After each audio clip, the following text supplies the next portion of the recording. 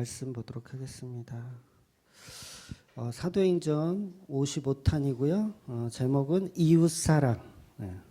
사도행전 15장 22절에서 29절까지 보겠습니다. 사도행전 15장 22절에서 29절까지 한 목소리로 보도록 하겠습니다. 시작. 이에 사도와 장로와 온 교회가 그 중에서 사람들을 택하여 바울과 바나바와 함께 안디옥으로 보내기를 결정하니 유다와 실라더라. 그 편에 편지를 붙여 이르되 사도와 장로된 형제들은 안디옥과 스리아와 갈리기아에 있는 이방인 형제들에게 문안하노라.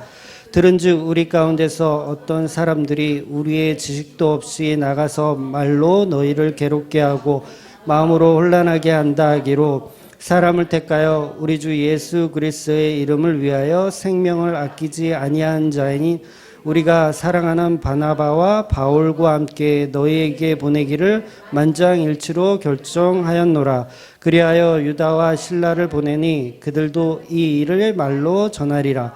성령과 우리는 이 요긴한 것들 외에는 아무 짐도 너희에게 지우지 아니할 것이 옳은 줄 아노니 우상의 제물과 피와 목베어 죽인 것과 음액을 멀리할지니라. 이에 스스로 삼가면 잘 되리라. 평안함을 원하노라 하였더라. 아멘. 교회의 목적은 이제 예수 그리스도의 십자가 복음을 나누는 것이 목적입니다. 우리 교회를 하는 이유는 예수 그리스도의 십자가 복음을 나누는 것. 다른 목적이 있으면 그건 교회가 아닌 거죠. 다른 목적이 있으면.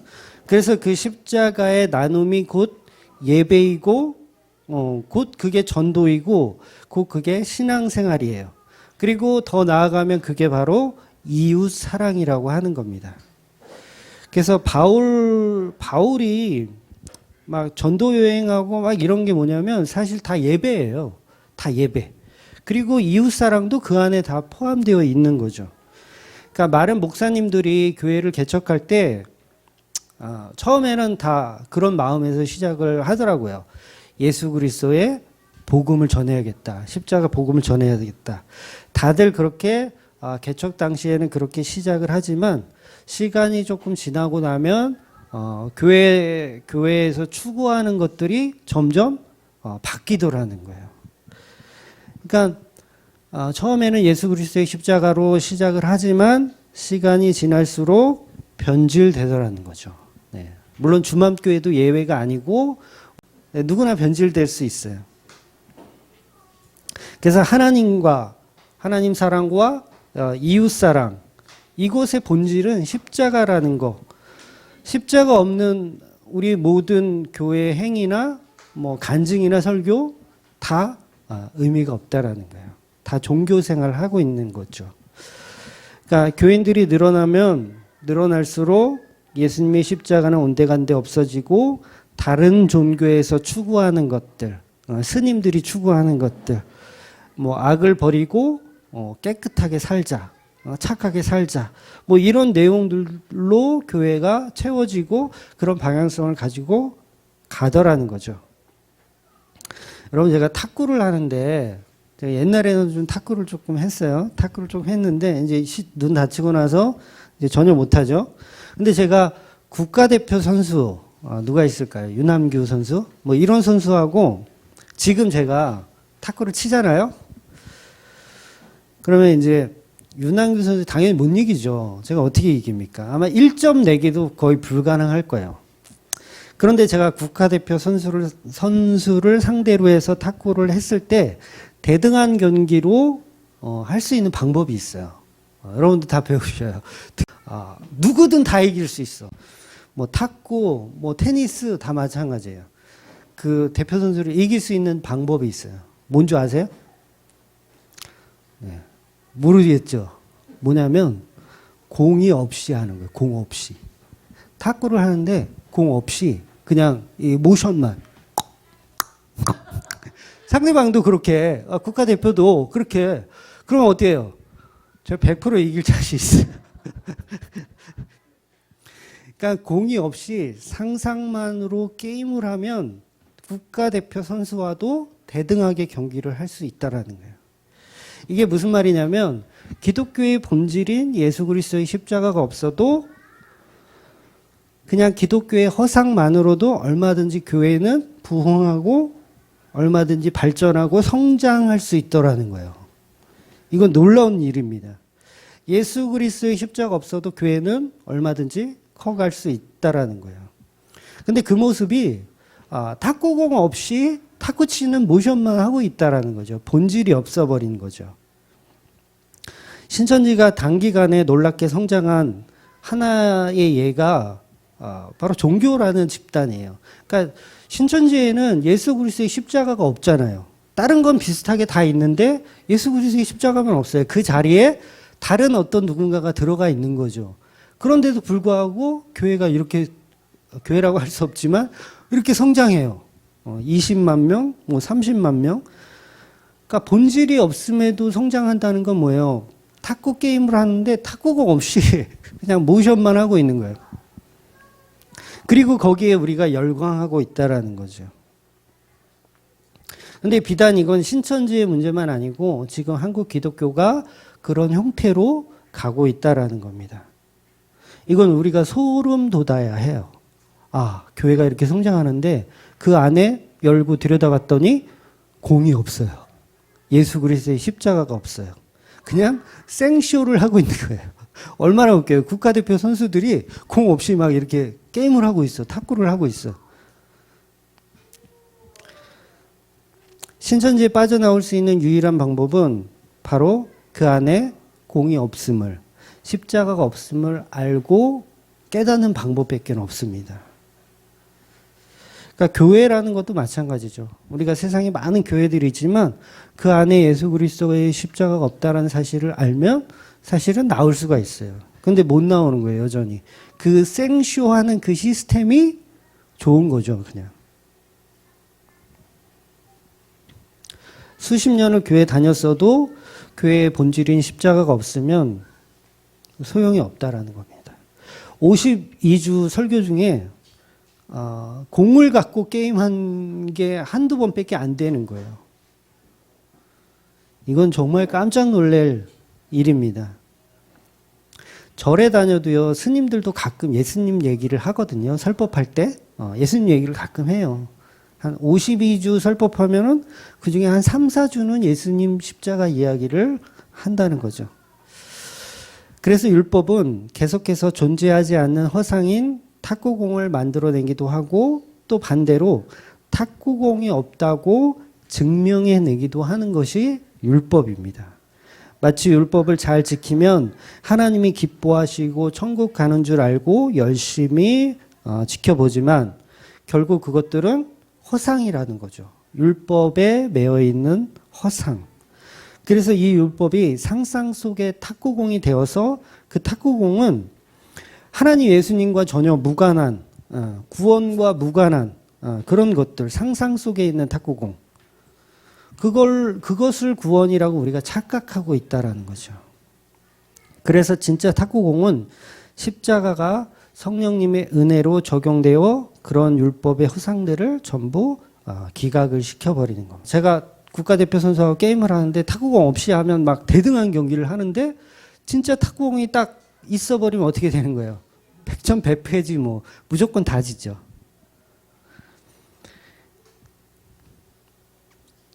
그러니까 우리가 사탄 마귀한테 백전백패 당할 수밖에 없는 거예요. 신천지 같은 이단에 빠지는 사람들의 공통점이 처음부터 그들에게 십자가에 관심이 없어요. 신천지에 빠지는 사람들이 왜 빠져요? 예수 그리스도의 십자가에 처음부터 관심이 없던 사람들이에요. 교회 나와서 자기의 원하는 것을 채우려 했던 사람들이 신천지 같은 이단에 빠지는 거예요. 결국 교회를 다니면서 내 구원이 목적이었고요. 내 잘됨이 목적이었고 내 미래가 목적이었어요. 내 미래 잘 되는 것. 십자가의 사랑은 처음부터 관심이 없었던 사람들이 이단에 빠지고 큰 교회들에 빠지는 겁니다. 그래서 철저히 진짜 성도는 내 실체가 허상이라는 것을 자각하는 거예요. 탁구공 없음을 인식하는 겁니다.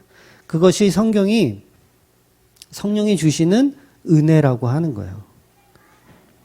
안식일 지킴을 기각시키고 할례를 기각시키고 내가 상상하고 추구했던 율법들을 계속해서 기각시켜 나가는 게 은혜입니다. 그래서 지난주까지 바울과 바나바의 재판을 보았고 진짜 탁구공의 실체가 밝혀지는 것이죠. 그러니까 재판에서 승소한 이 바울과 바나바에게 이제 본격적으로 예루살렘 교회가 바울의 전도 활동, 선교 활동을 공인하고 전폭적인 지원을 시작하는 거예요. 그래서 오늘 본문이 이제 바사바라고 하는 유다와 우리가 잘 아는 바울의 동역자 실라.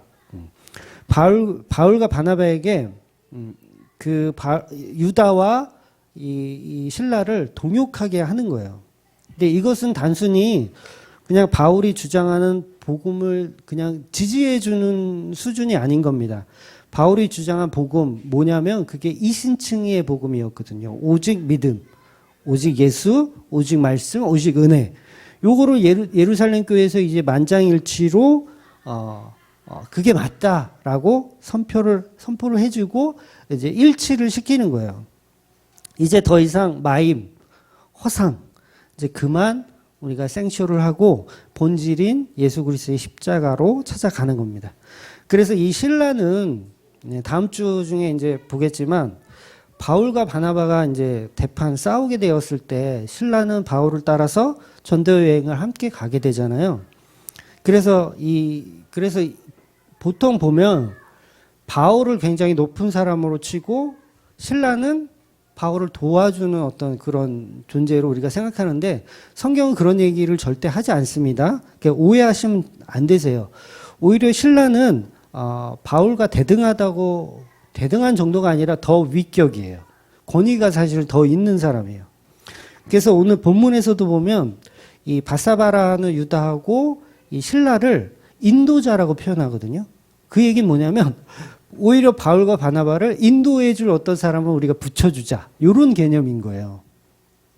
그래서 성경은 결코 인간의 어떤 높임을 주고 싶은 생각이 전혀 없습니다. 그래서 사도행전 1장에 보면 왜 제자들을 다시 뽑을 때 한 명을 추가해서 뽑을 때 마띠아를 뽑잖아요. 근데 그때 마띠아를 뽑을 때 후보로 거론됐던 인물이 있어요. 그 인물이 누구냐면 바사바라고 하는 사람이에요. 근데 이게 지금 물론 성경이 정확하게 오늘 본문에 나오는 바사바에 대해서 정확히 언급하고 있지는 않지만 그냥 추적건데 두 사람은 형제인 것 같아요. 제가 봤을 때도 두 사람은 형제인 것 같아요. 그래서 오늘 등장하는 이 바사바라는 유다는 결코 그냥 따까리 정도로 이렇게 도와주는 차원으로 가는 게 아니라 바울과 바나바를 인도해 줄 수 있는 굉장히 권위가 있는 사람으로 등장을 한다는 거죠. 그래서 모든 성경에 나오는 인물들은 결코 인간을 높이기 위한 게 아니기 때문에 우리가 현실적으로 보면 그러면 바울을 너무 산으로 만들어 놓는 경향이 있거든요. 바울은 굉장히 위대한 사람이야. 신라는 좀 부족하고 바나바는 조금 뒤처져 이렇게 보는 경향이 있는데 절대 그렇게 보시면 안 됩니다. 그래서 오늘 본문에서도 보면 바나바를 먼저 언급해요. 바나바와 바울 이렇게 언급합니다. 오히려 바나바에게 권위가 더 있던 거예요. 그래서 우리가 교회 안에서는 모든 동역자가 동일한 사역자임을 기억하셔야 됩니다. 사도행전 제가 처음에 시작할 때 그래서 성경은 인간의 어떤 칭찬이나 업적을 높이려는 생각이 전혀 없다고 말씀드렸습니다. 그래서 절대 바울을 산으로 이렇게 막 큰 엄청난 산으로 만드시면 안 됩니다. 우리는 십자가 앞에서 아무것도 아니어야 하는 거예요. 그래서 지금의 목사들 엄청나게 이제 존경하고 추종할 것까지도 사실은 없어요. 그냥 그분이 전하는 예수께 감사하고 복음 전하는 목사들은 그냥 밥이나 먹여주고 그냥 굶어 죽지 않을 정도로 이렇게 해주시면 됩니다. 이게 자칫하다가는 추정하게 되거든요. 목사를. 나는 무슨 바울파다, 나는 아볼로파다 이러면서 추정하게 돼요. 굉장히 큰 오류입니다. 그래서 교회에서도 장로나 집사나 모든 계급은 계급의 차등이 아니라 그냥 일하는 지체로 생각하시면 되겠습니다. 그래서 복음은 계속해서 인간의 연약함을 폭로하고 복음이 전달되는 방식입니다. 그래서 지난주 본문과 이번 주 본문을 자세히 보면 전체 주제가 율법과 그 반대인 은혜, 이 두 가지 얘기를 했어요. 그러니까 오늘 제목도 사실은 뭐였냐면 이웃사랑이라고 안 했고 처음에는 은혜와 그 은혜를 포장하는 포장지, 율법 이렇게 제가 제목을 잡았다가 조금 어려운 것 같아서 조금 쉽게 그냥 이웃사랑 이렇게 다시 정했어요. 그러니까 이웃사랑이 결국 뭐냐면 율법이에요. 이웃사랑. 그러니까 하나님 사랑하고 이웃을 사랑해라 이게 뭐예요? 율법이에요. 하나님 사랑하십시오. 이것도 율법. 이웃 사랑하십시오. 이것도 율법. 그러니까 행위를 강조하기 때문에 전부 율법입니다. 그런데 모든 율법은 은혜를 포장하는 포장지라는 것을 잊어서는 안 돼요. 그게 오늘 설명드릴 본질이에요. 그래서 오늘 이 부분을 정확히 아셔야 됩니다. 오늘 조금 어려워요. 조금 어려워. 그래서 지난 2주간의 설교를 잘 이해하고 있어야 오늘 이 어쩌면 그 2주간의 설교가 필요한 오늘 설교거든요. 어렵기 때문에. 그래서 지난주 이제 15장 20절에도 언급이 되었는데 야고보가 4가지 율법을 계속해서 던져주는 모습이 나와요. 그러니까 지금 이 재판에서 결론이 뭐예요? 예수 그리스도의 십자가 은혜 끝. 그렇잖아요. 근데 야고보가 또 율법을 또 던져줘요. 희한해요, 지금 성경이. 오늘 본문 마지막 말씀 한번 볼게요. 사도행전 15장 29절 같이 읽어볼게요. 시작. 우상의 제물과 피와 목매어 죽은 것과 음행을 멀리할지니 이에 스스로 상가면 잘 되리라. 평안함을 원하노라 하였더라. 그리고 지난주 본문 마지막 말씀이에요. 이번 주 마지막, 지난주 마지막 20절 같이 볼게요. 시작. 다만 우상의 더러운 것과 음행과 목베어 죽인 것과 피를 멀리하라고 편지하는 것이 옳으니. 막 이 말씀 딱 들으면 우리는 또 헷갈리는 거예요. 분명히 십자가 은혜다. 예수님으로 다 끝났다. 할례 안 받아도 된다. 끝 정리를 해놓고 끝에 가서 또 토를 다는 거예요. 야고보가.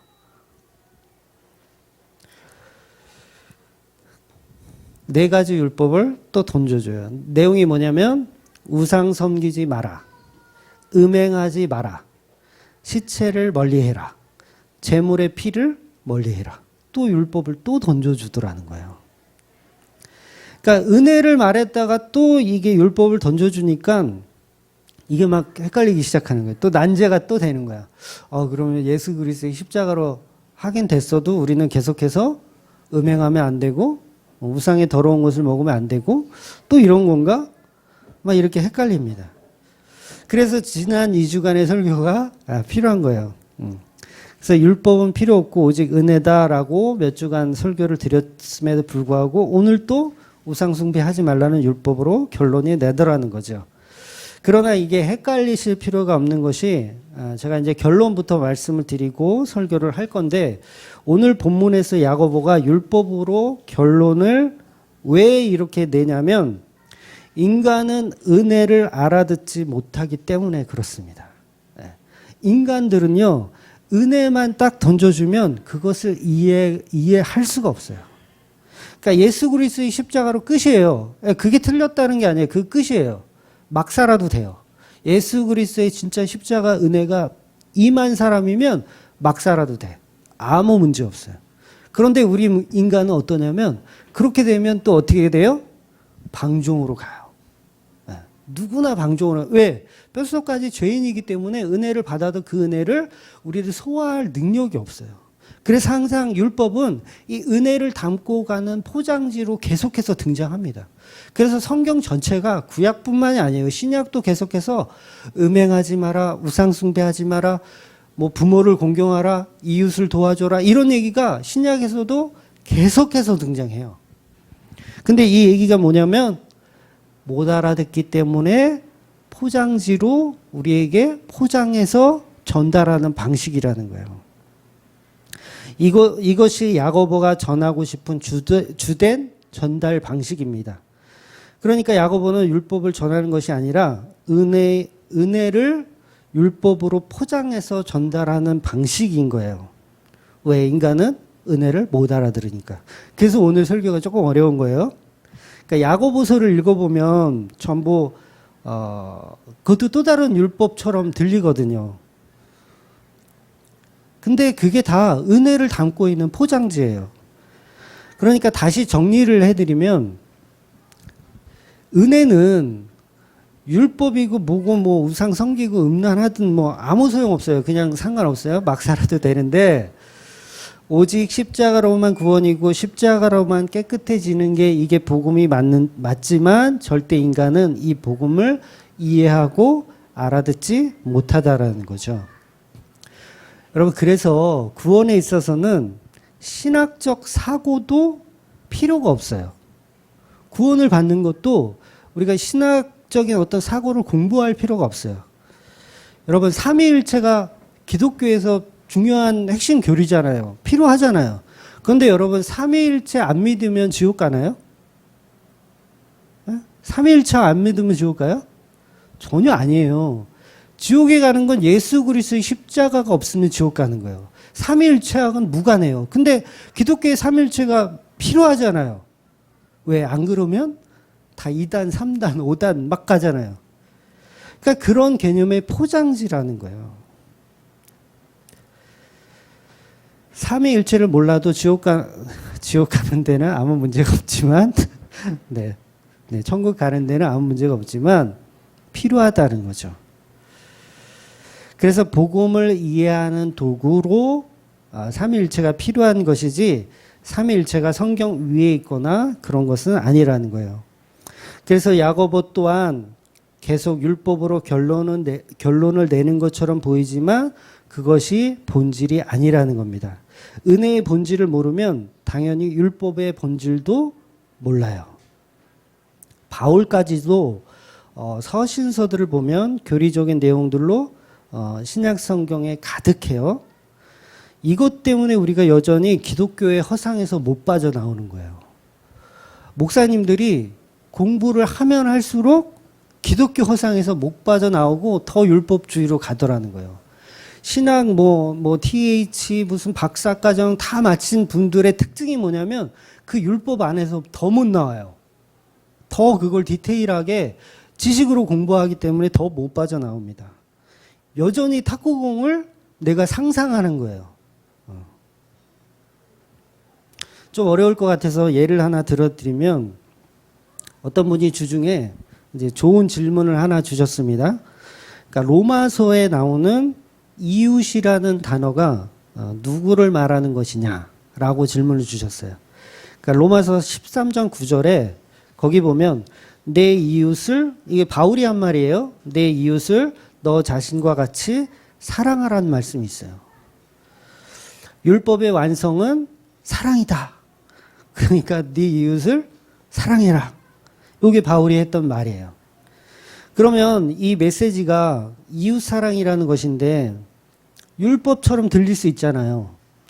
그럼 우리가 십자가로 다 모든 게 끝났다면서 또 이웃사랑 또 해야 되는 건가? 이렇게 질문을 하신 거예요. 그러니까 십계명에 보면 간음하지 마라, 살인하지 마라, 아무리 다 지켜도 이웃사랑에 대한 사랑이 없으면 소용없다라고 로마서가 얘기하는 거예요, 바울이. 그럼 거기서 이 로마서에서 내 이웃이 누구냐라는 질문을 하신 거예요. 이웃 그러면 우리는 얼굴도 모르는 뒷집 아줌마 아니면 한 아파트에 살고 있는 그냥 사람들, 일면식도 없는 그냥 불특정 다수가 다 이웃이냐, 뭐 이런 질문을 하신 것이죠. 그래서 제가 채팅으로 이제 질문을 하신 거라 그냥 간단하게만 답변을 드렸는데, 성경에서 로마서에서 나오는 이웃이라는 단어는 프레시온이라는 단어예요. 이것은 불특정 다수를 말하는 게 아니라 얼굴을 알고 있는 동료라는 뜻이에요. 동료. 그러니까 로마서의 흐름상 여기서 말하는 이웃은 성도를 말하는 거예요. 같이 교회 다니는 성도. 그러니까 물론 이것은 충분한 답변은 아닙니다. 아마 질문하시는 분이 지난주에 설교를 충분히 이해하셨기 때문에 이런 질문이 나올 수가 있는 거예요. 그래서 그렇지 않아도 이번 주에 설명을 드리려고 했어요. 그럼 보세요. 이제 요즘 이제 코로나 19로 성경이 말하는 이웃 사랑을 실천하려면 어떻게 해야 돼요? 예배 멈춰야 돼요. 그죠? 이웃 사랑하려면 예배 멈춰야 돼요. 사회적 거리 운동, 거리두기 운동 해야 돼요. 세상 사람들을 위해서. 성도가 희생하고 양보해야죠. 예배 뭐 한 달 안 드린다고 뭐 어떻게 되는 거 아니니까. 그래서 그거를 교회들이 실천해요. 그래서 예배 오지 말라고 하는 교회들도 거의 대부분의 교회가 그렇게 이웃사랑을 지금 실천하고 있습니다. 그럼 성경이 말하는 진짜 개념, 이웃사랑의 진짜 개념, 그걸까? 공예배 하지 말고 각자 집에서 예배하는 것이 이웃사랑의 실천인가? 그런데 그건요, 이 교회 문 닫고 이웃사랑 이거 실천하는 것은 예수 안 믿는 사람들도 다 알아요. 예수 안 믿는 사람도 다 그게 옳다고 하는 거예요. 사람들이 요즘 공예배 드린다고 하잖아요. 물론 저희 같은 이게 뭐 코딱지만한 교회는 뭐 얘기가 없지만 예를 들어서 큰 교회에서 이제 공예배 드린다. 뭐 어떤 교회는 뭐 성도들한테 이제 코로나 바이러스 이제 거의 끝나가니까 요번 주에는 다 교회 나오십시오. 이렇게 문자를 보낸 교회도 있다고 하더라고요. 그리고 뭐 이제 예배 모임 하면은 뭐 300만 원 벌금을 때리겠다. 뭐 이런 얘기도 제가 본 것 같고. 그러니까 사람들이 욕하는 게 뭐냐면 너희들이 성경에서 이웃 사랑하라고 가리키는데 왜 공예배를 드려서 자꾸 코로나19를 퍼뜨리느냐. 요게 이제 비난하는 주장이잖아요. 이 와중에 예배 들어가지고 다 퍼뜨린다고. 아주 이기적인 것들이라고 아주 니네들하고 신천지하고 뭐가 다르냐고 막 이렇게 얘기를 하는데 그러니까 근데 성경에서 말하는 이웃사랑의 개념이 사람들이 인식하는 그 이웃사랑의 개념과 다르다는 겁니다. 세상의 기준으로 보면 노아야말로 이웃사랑을 이루지 못한 대역 죄인입니다. 방주를 만들어 놓고 이웃을 한 명도 못 태웠어요. 그렇잖아요. 지 식구들만 태웠어요. 이게 무슨 의인이에요. 근데 하나님이 노아를 의인이라고 하더라는 거예요. 가나안을 정복해서 그곳의 주민들을 다 죽이잖아요. 일면식도 없다는 이유로 다 죽여요. 이게 이웃사랑의 실천이 맞냐고요. 근데 성경이 말하는 이웃사랑의 개념은 우리가 생각하는 것과 다르다라는 게 문제예요. 우리 인간은 단 한 사람도 자기 힘으로 이 십자가 복음을 믿지 않아요. 사실 우리도 방주 밖에 있는 사람들입니다. 우리도 다 방주 밖에 있는 사람들이에요. 가나안의 거주민들이에요. 다 죽어야 하는 거주민들. 우리의 목적지는 다 죽는 것이 맞습니다. 그러니까 성경이 말하고 싶은 이웃은 우리 생각하는 개념하고 조금 달라요. 우리 말씀 하나 볼게요. 요한복음 17장 2절입니다. 요한복음 17장 2절 같이 한번 읽어볼게요. 시작. 아버지께서 아들에게 주신 모든 사람에게 영생을 주게 하시려고 만민을 다스리는 권세를 아들에게 주셨음이로다. 네, 우리가 쉽게 지나갈 만한 말씀인데 요한복음 17장을 보면 이런 말씀들이 몇 군데가 더 나와요. 그러니까 지금 보면 아버지께서 아들에게 주신 모든 사람. 그러니까 그냥 모든 사람이 아니라 아버지께서 예수 그리스도에게 맡겨주신 모든 사람. 요게 전제되어 있어요. 성경은 항상 이 세상을 말할 때 항상 코스모스, 하나님께서 정돈한 세상을 이야기하는 거예요. 그러니까 노아의 방주 밖에 있는 사람은 하나님의 세상으로 같이 보지 않아요. 그러니까 요게 지금 성경이 말하고 싶은 이웃의 개념인 거예요. 근데 우리는 이웃 그러면 노아의 방주 밖에 있는 사람 아니면 가나안 원주민 전부 다 우리 이웃이라고 생각하는데 성경은 그렇게 얘기하지 않는다는 거예요. 그러니까 죽어 마땅한 사람이 죽는 것은 그건 이웃의 개념에 포함되지 않는다는 거죠. 은혜 받는 성도만 성경은 이웃이라고 얘기를 한다는 겁니다. 그런데 누가 내 이웃인지 우리는 모르잖아요. 그게 문제예요. 그걸 모르기 때문에 다 품으려고 하는 거죠. 근데 여전히 그걸 잘못 이해하면 그냥 율법 안에 머물러 있는 거예요. 공짜 구원을 믿는 인간은 인간 스스로 생각하고 존재할 수밖에 없는 겁니다. 우리는 은혜까지도 전부 율법으로 해석해 내고 싶어 하는 거예요. 그래서 성령이 개입하셔야 하는 겁니다. 전부 율법으로 이해하고 동네 사람에게 그냥 빵 나누어 주는 것을 이웃 사랑의 실천이라고 생각하는 수준이 우리 수준인 거예요. 그런 이웃 사랑의 실천의 수준은 그건 신천지도 잘 하고 있고요. 막 120억씩 막 내잖아요. 그러니까 스님들도 이웃 사랑 열심히 이야기합니다. 성경이 말하는 이웃 사랑은 그러나 성도를 얘기하는 거예요. 이웃 사랑을 아무나 다 할 수 있는 것이면 이 땅에 굳이 예수님께서 오셔서 그 이웃 사랑의 개념을 설명해 주실 필요도 없어요. 얘기 안 해도 종교로도 가능하니까. 그래서 복음이 율법이라는 그 그릇에 담겨져서 가는 게 맞습니다. 복음이 율법이라는 이웃사랑으로 담겨져서 가는 게 맞아요. 오늘 제가 그것을 설명드리려고 하는 겁니다. 그러니까 야고보를 읽어보면 다 그런 내용으로 보이거든요. 뭐 행함이 없는 믿음은 죽은 믿음이다. 뭐 이런 거. 그래서 열심히 이웃사랑하고 구제하고 봉사하고 그것을 목적으로 삼습니다. 그런데 성경이 그런 열심을 가지고 말씀을 못 알아듣는다라고 이야기하는 거예요. 탁구공 없이 탁구를 치는 모습이다라고 이야기하는 겁니다. 알아듣는 사람에게는 사실 그 율법은 포장지이기 때문에 뜯어내 버리면 필요가 없어요. 그만이에요. 복음을 이해한 사람들에겐 율법이란 포장지는 어때요? 뜯어내 버리면 그만인 거예요. 근데 지금 본문에서 이제 전도의 대상이 이제 주로 이방인들이다 보니까 그 은혜를 그들이 어떻게 이해해요? 이해를 못 하는 거예요. 그래서 처음 난 아기들한테 막 짬뽕을 막 먹일 수는 없잖아요. 그래서 이 야고보가 4가지 율법을 들어서 포장해서 설명해 나가는 거예요. 결코 이 말은 우상 섬기지 말고 음란을 버리고 이웃사랑을 해야 구원을 얻는다는 목적으로 주시는 말씀이 아니라는 거죠. 제가 더 쉽게 설명을 드릴게요. 오늘 좀 어려워서. 진짜 어려운 거예요. 이 설교가. 절대 인간은 못 알아듣습니다.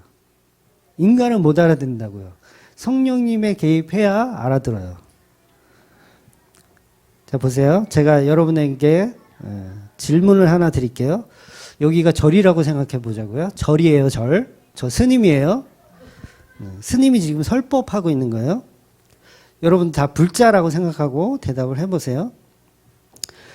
음란을 저지른 자가 구원을 얻습니까? 아니면 음란함을 안 저지른 자가 구원을 얻습니까? 음란함을 안 저지른 자가 극락에 가요. 여기 절이니까.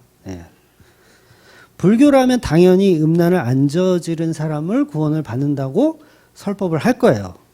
그래서 음란하지 마십시오. 이렇게 결론을 내겠죠. 근데 기독교는 음란을 저지른 자가 오히려 구원을 받는 시스템이에요. 거꾸로예요. 완전 정반대예요. 요게 종교하고 진리하고 다른 거예요. 그럼 또 하나 질문 더 드릴게요. 이웃사랑을 하는 자가 구원을 받습니까? 이웃사랑을 못하는 자가 구원을 받습니까? 여기가 절이라면 이웃사랑을 하는 자가 구원을 받아야죠. 근데 기독교는 뭐예요? 이웃사랑을 못하는 자가 구원을 받아요. 제가 어렵다고 얘기 드렸어요. 잘 생각하셔야 돼요.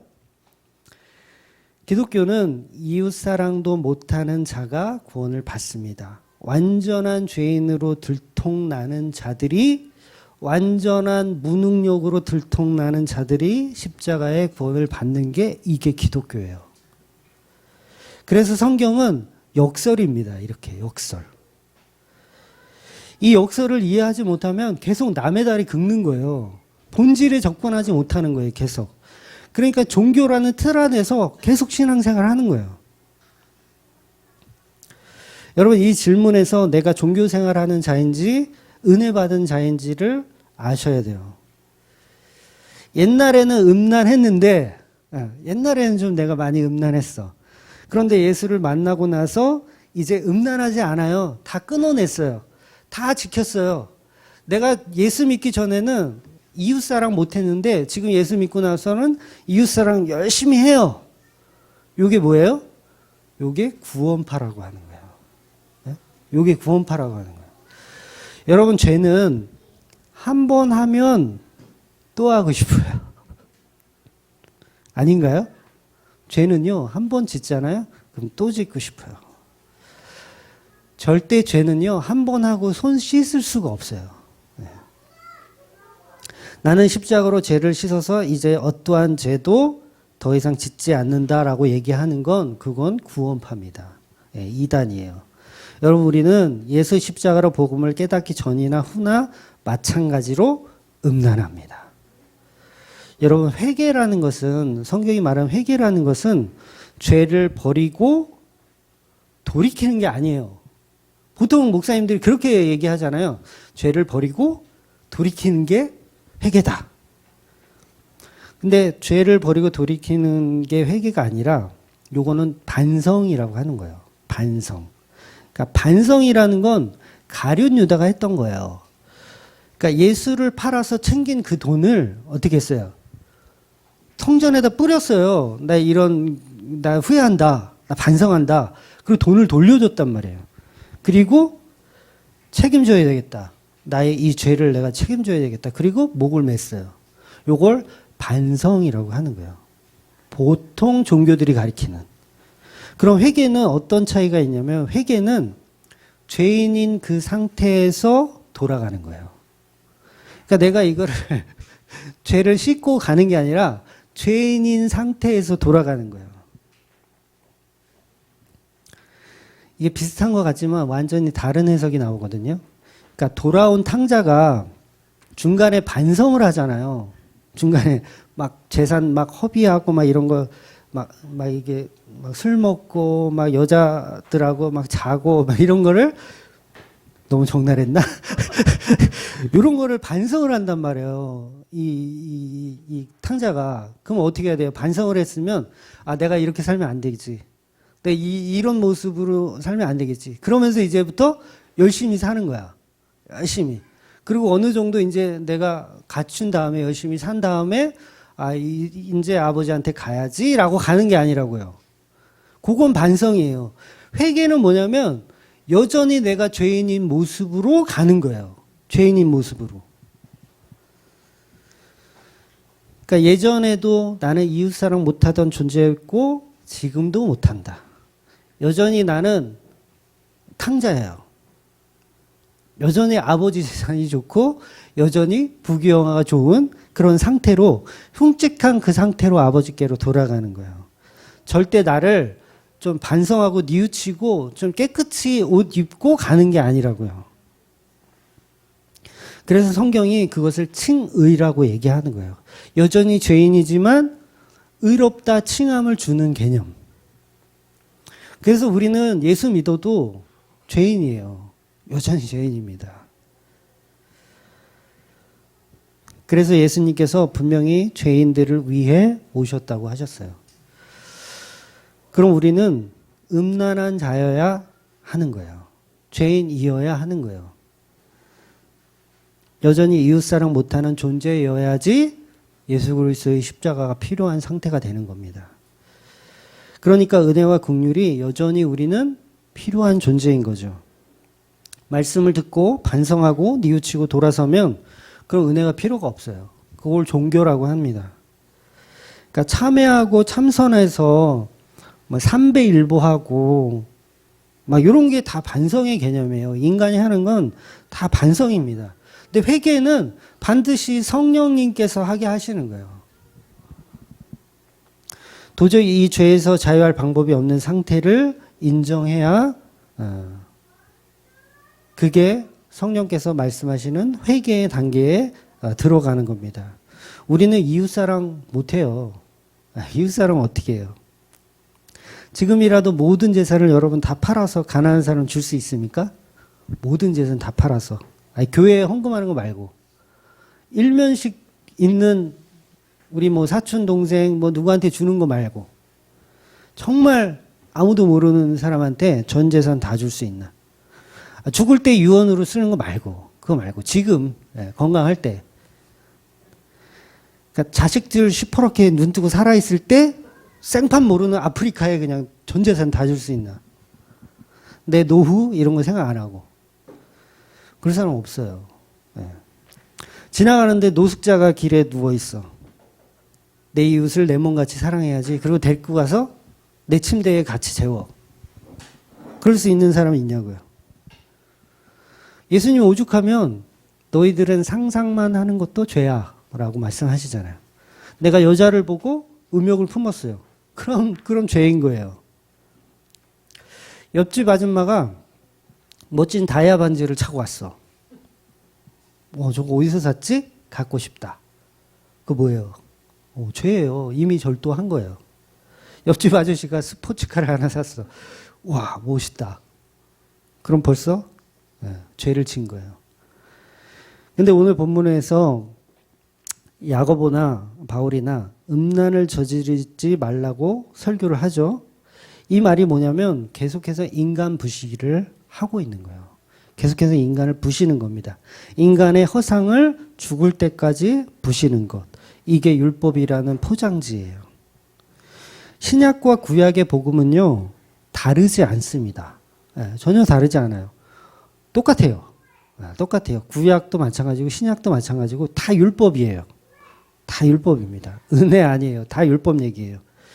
그러니까 서로 다른 곳에서 출발을 하지만 그게 어디로 향해져 있냐면 예수 그리스도의 십자가라는 은혜로 향해져 있다고요. 방향성을 그렇게 보는 거예요.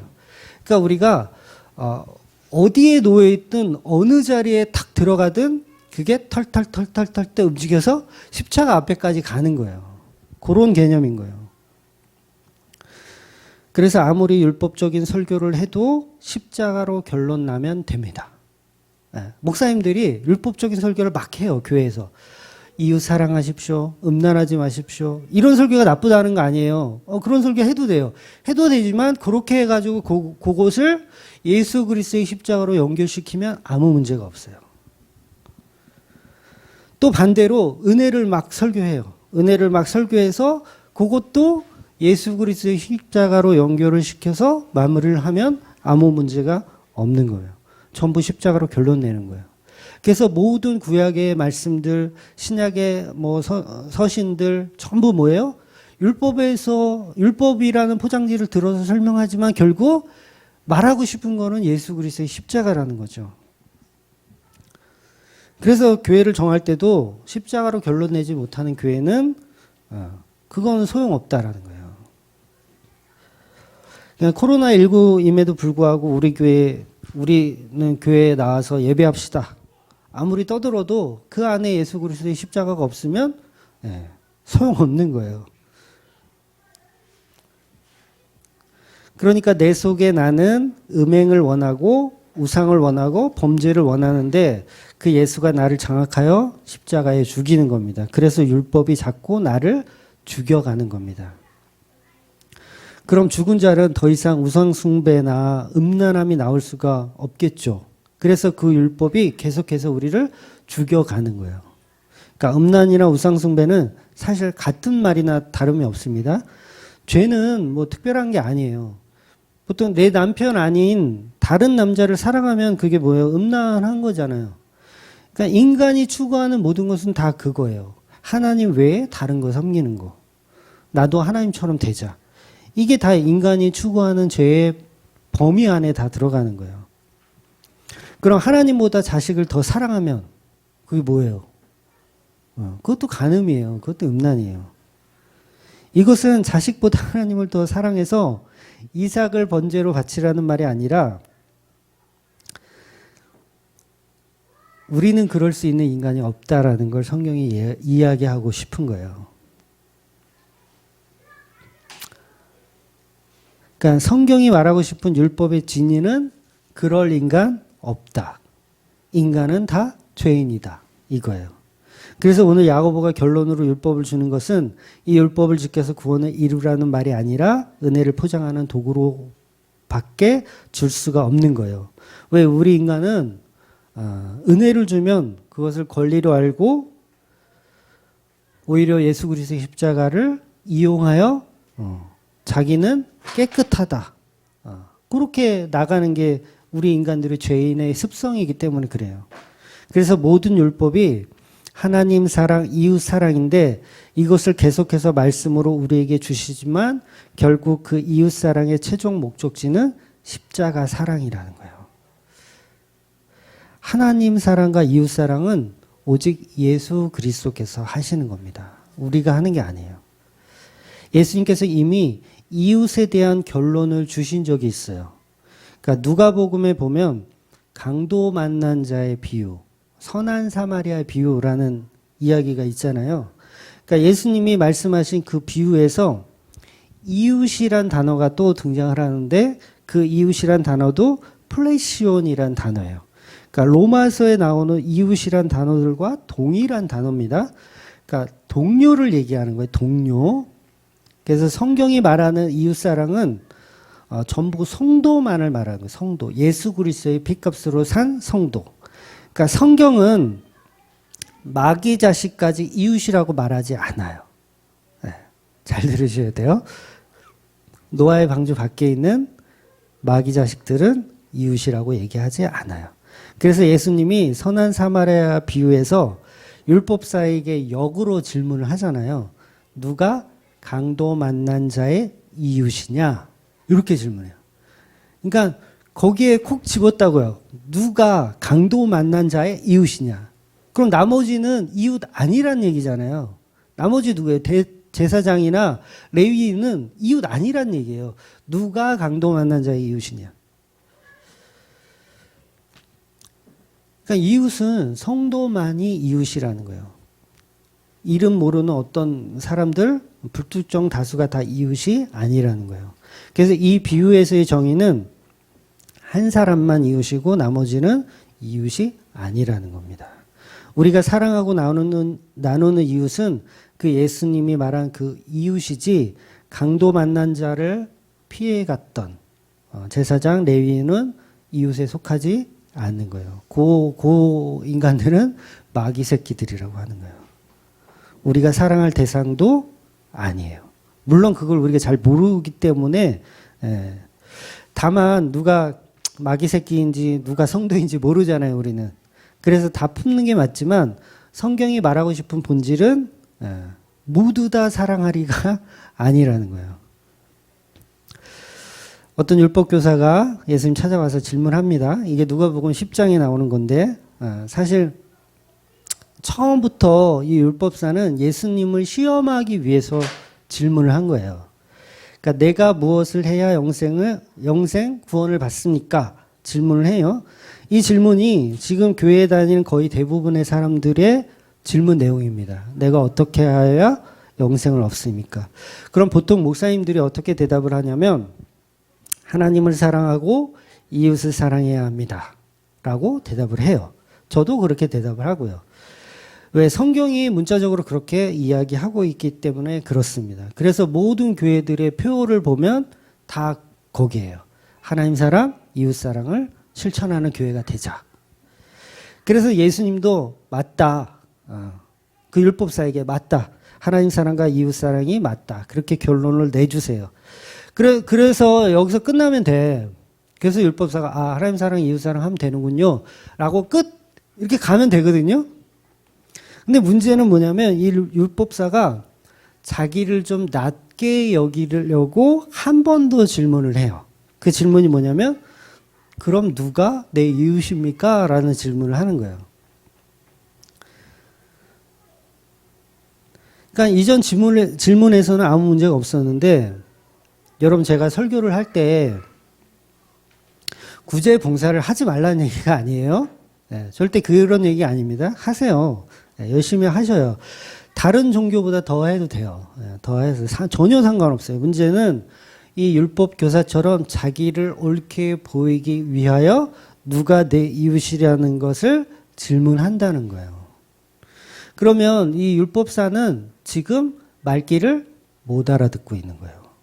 하나님 사랑과 이웃 사랑의 개념조차도 지금 정립이 안 된 거예요. 십자가 복음을 믿고 예수 잘 믿고 이웃 사랑하고 구제 봉사하면 뭐가 문제입니까? 아무 문제 없어요. 십자가 사랑도 잘 믿고 구제도 잘하고 봉사도 잘해. 그럼 아무 문제 없어요. 근데 문제는 뭐냐면 꼭 그런 인간들이 이웃 사랑을 가지고 자기를 치장하는 도구로 삼더라는 거죠. 그래서 예수님도 이 율법사가 하나님 사랑과 이웃 사랑을 모른다라고 판단을 내시고 결론을 다시 주시는 거예요. 다시 설명해 주신 거예요. 그러니까 10중 8구는 은혜와 이웃 사랑을 둘 다 주장하시는 분들이 많잖아요. 보통 교회 목사님들이 다 그렇게 둘 다 주장하잖아요. 그런데 대부분 이 율법사와 같은 마음에서 접근하더라는 거예요. 네? 이해가 되시죠? 이웃사랑을 주장해서 나를 치장하더라는 거예요. 그러니까 제가 설명드린 인간은 누구나 죄인이다라는 전제가 우리 안에 있어야 돼요. 은혜를 아무리 설명해도 우리는 결국 그쪽으로 가더라는 거죠. 그래서 이웃사랑을 우리를 치장하는 도구로 삼아 구제봉사에서 교회의 명예를 드높이자. 이런 쪽으로 간다는 거예요. 120억을 내서 이웃사랑을 실천하자. 이렇게 자기를 치장하더라는 거죠. 그러니까 예수님이 보실 때 이 율법 교사는 누가 내 이웃인지 모르는 거죠. 그래서 누가 내 이웃인지를 예수님께서 아주 명확하게, 명쾌하게 알려주시는 내용이 이 선한 사마리아의 비유예요. 어떤 사람이 강도를 만났어요. 피투성이 돼 있어요. 죽어가고 있습니다. 돈도 다 빼앗겼어요. 옷도 다 빼앗겼어요. 속옷, 겉옷 다 뺏겼어요. 매 맞고 피투성이가 돼 있어요. 제사장이 지나갑니다. 지나가다가 죽어가는 그를 봤어요. 보고 못 본 척 지나가요.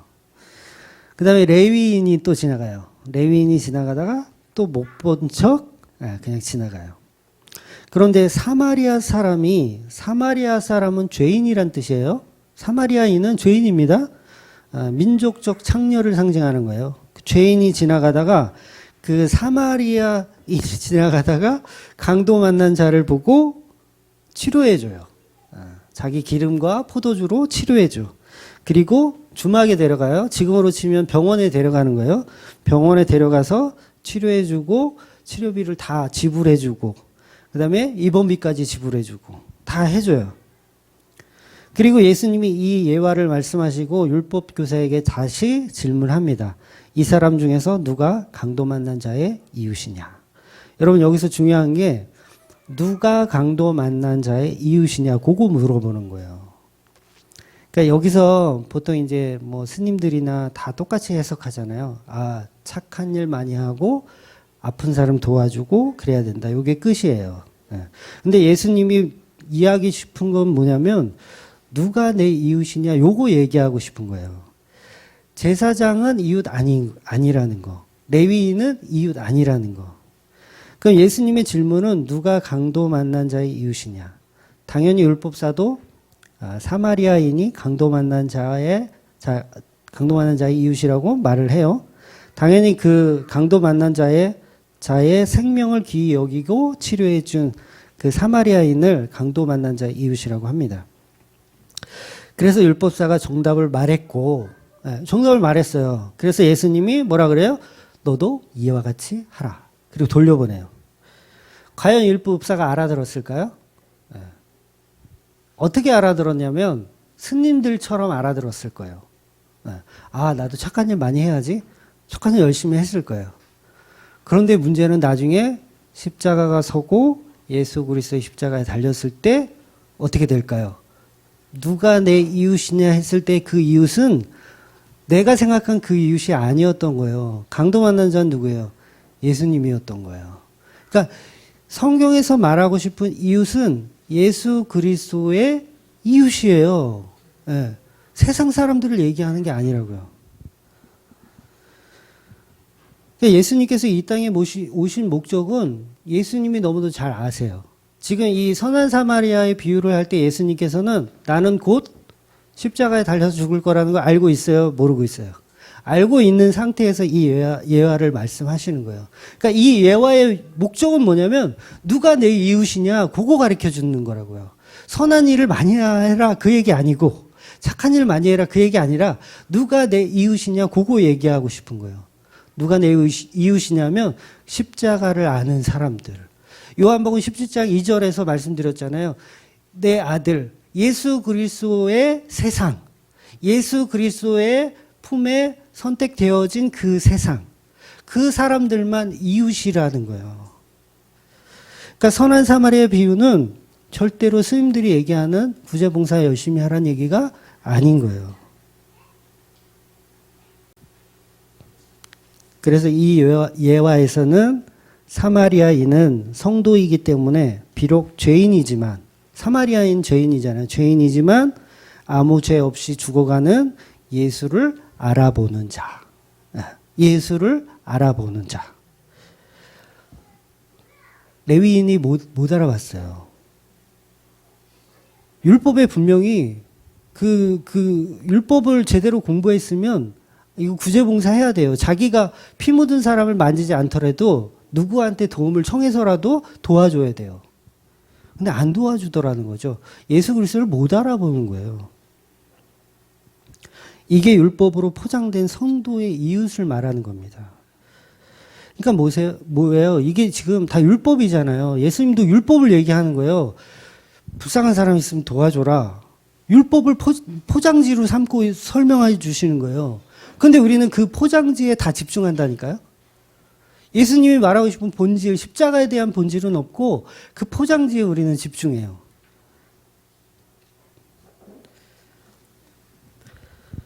그러니까 이웃을 사랑하고 치료해주고 주막에 보내주고 병원비를 내주고 이게 다 뭐예요? 율법을 행한 거예요, 지금. 율법을 행한 거. 행위예요. 그런데 이게 바로 성도라는 거예요. 왜? 본질을 알고 있다라는 거죠. 본질을. 성도이기 때문에 하는 것이지 선한 일을 통해서 성도가 되는 개념이 아니라는 거예요.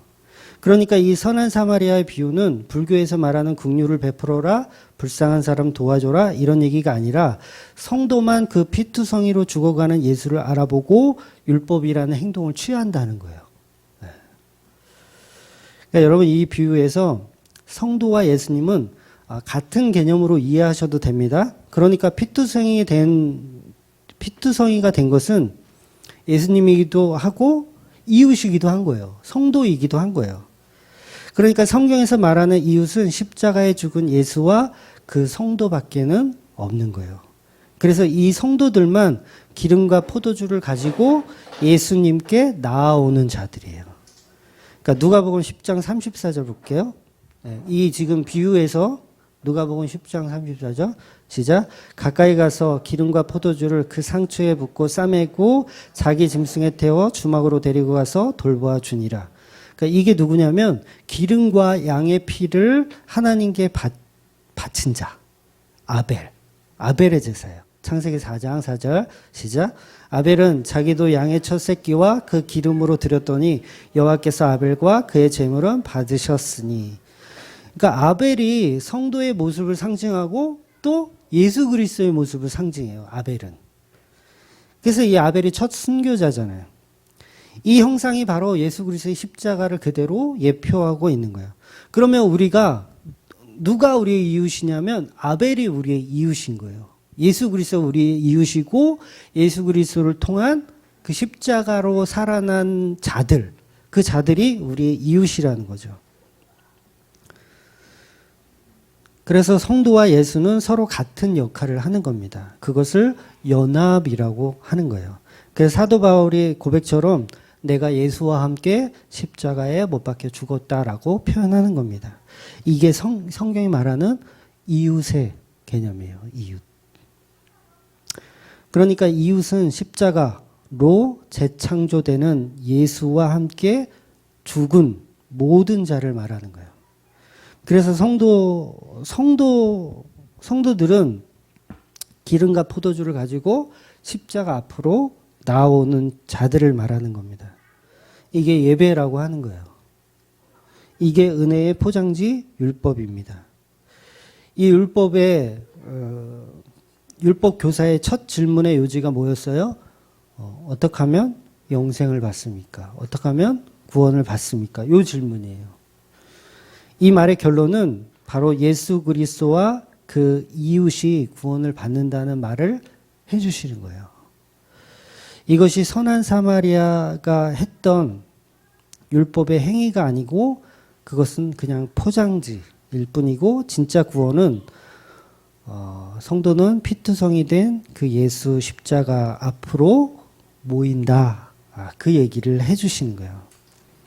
그러니까 우리가 은혜로 구원을 받지만 그 은혜가 우리를 예배하게 만들고 기름과 포도주를 준비하게 만들고 그 기름과 포도주를 가지고 이웃을 사랑하게 되는 거예요.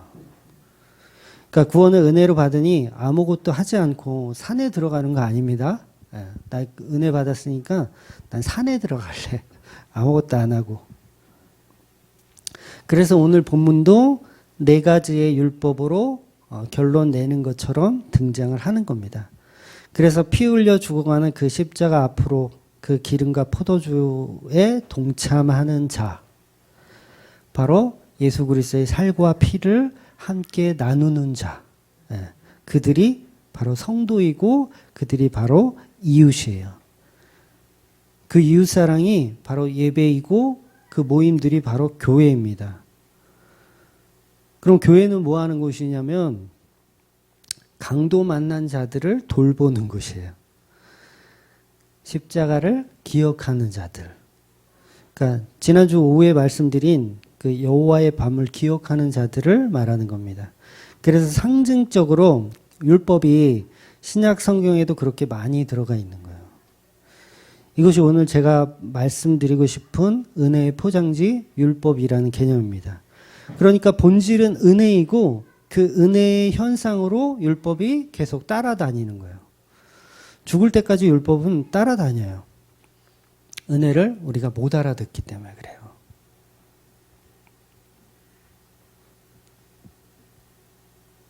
그래서 성도는 강도 만난 자를 만나면 누가 시키지 않아도 스스로 율법이 발동하여 치료해 주더라는 거죠. 그것을 예배라고 하고 신앙생활이라고 합니다. 절대 이 말씀은 십자가의 본질 없이 그냥 이웃사랑 헌신봉사라는 말씀 아닙니다. 성경은 처음부터 끝까지 예수 그리스도의 십자가만 이야기해요. 그럼 이웃사랑은 그 십자가 앞에 모인 무리들, 그것을 교회라고 말합니다. 그래서 한 형제 한 자매라는 말은 결국 교회가 십자가 안에서 하나이기 때문에 서로를 위해 희생하고 죽어도 된다라고 얘기하는 거예요. 그것이 예수 사랑과 원수 사랑의 차이인 거예요. 그래서 예수가 원하는 사랑으로 결론을 내는 겁니다. 그러니까 야고보나 바울이나 서로 사랑하라고 말씀하잖아요. 서로 사랑하라. 반드시 전제되는 게 있어요. 뭐냐면 예수 안에서, 주 안에서 사랑하라는 거예요. 주의 이름으로 사랑해라. 그래서 주의 이름 없이 사랑하는 거는 다 이교도입니다. 다 이교도예요. 그건 어떤 종교에든 다 있는 거예요. 십자가가 없는 모임은 사교 집단. 십자가가 없는 모임은 사교 집단. 예수 십자가가 없으면 교회들은 전부 사교 집단입니다. 그런 집단들은 절대 모이면 안 돼요. 이번 코로나19로 예수님을 모독하는 사교 집단들이 다 문을 닫아서 얼마나 좋은지 몰라요. 성도에게는 결론적으로 좋은 겁니다, 이게. 좋은 거예요. 전 좋더라고요. 이런 얘기 하면 안 되는데. 결국 성도들 간의 이웃사랑은 율법의 목적으로 사랑하는 그것이 아니고 십자가로 이루신 같은 생명으로 사랑하는 겁니다. 그러니까 부모가 자식에게 서로 사랑하라고 하잖아요. 저도 애들한테 서로 사랑해라, 싸우지 말아라 이렇게 얘기하는데 왜 그렇게 얘기하는 줄 아세요? 같은 생명이니까 그래요. 같은 생명. 십자가로 인한 같은 생명.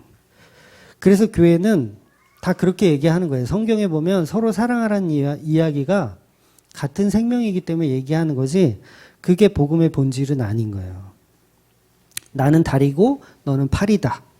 전부 같은 지체, 같은 생명이기 때문에 서로 사랑하라고 이야기하는 거예요. 주 안에서 서로 사랑하라. 또 다른 나니까. 그러니까 성경이 말하는 이웃사랑은 그겁니다. 절대 스님들이 이야기하는 이웃사랑이 아니에요. 그래서 성경이 내 이웃을 내 몸과 같이 사랑하라고 하는 건 바로 십자가를 통해서 그 십자가로 납득이 되셔야 돼요. 절대 이것은 율법이 아닙니다. 서로 사랑하라는 건 율법이 아니에요. 십자가로 인해서 저절로 될 수밖에 없는 거예요. 내 아이를 내가 사랑하는 게 뭐냐면 내 생명이기 때문에 사랑하는 거거든요. 이게 율법에서 사랑해라 그래서 사랑합니까? 아니잖아요. 그냥 사랑해질 수밖에 없는 거죠. 내 생명과도 바꿀 수 없는 아이들이기 때문에 서로 사랑하라고 얘기하는 거예요. 그냥 사랑할 수밖에 없는 상태, 생명이니까 그렇습니다. 십자가로 사랑한 그 생명. 그래서 그 십자가 때문에 성경은 계속해서 율법적인 모습으로 계속 십자가 사랑을 이야기하는 겁니다. 이게 이웃사랑입니다. 그래서 같은 생명이기 때문에 사랑하는 것이 바로 이웃사랑의 결론입니다. 십자가를 통한 그 이웃사랑을 실천하시는 저와 여러분 되시기를 주의 이름으로 축원드립니다. 기도하겠습니다.